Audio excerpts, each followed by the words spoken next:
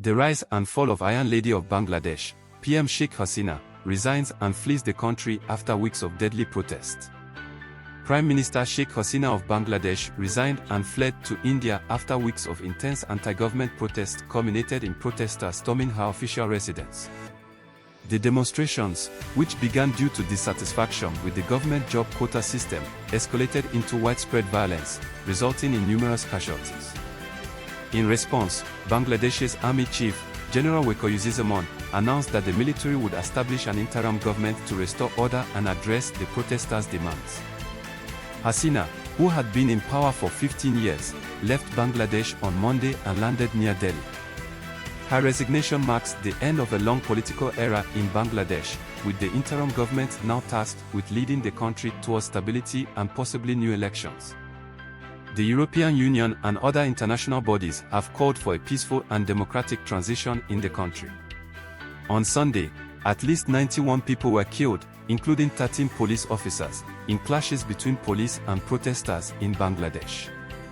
The protesters were demanding the abolition of quotas for government jobs and the resignation of Prime Minister Sheikh Hasina. This death toll is the highest for a single day of protest in the country's recent history, surpassing the 67 deaths reported on July 19. Additionally, UNICEF reported that 32 children were killed during last month's protest. The unrest prompted the government to impose an indefinite nationwide curfew. Human rights groups accused the authorities of using excessive force against protesters, which the government denied. In response, Bangladesh President Mohammad Shohabuddin announced the release of opposition leader and former Prime Minister Khalida Zia, as well as student protesters and those detained on false cases. Shohabuddin also stated that the current parliament would be dissolved and an interim government should be formed to hold elections as soon as possible.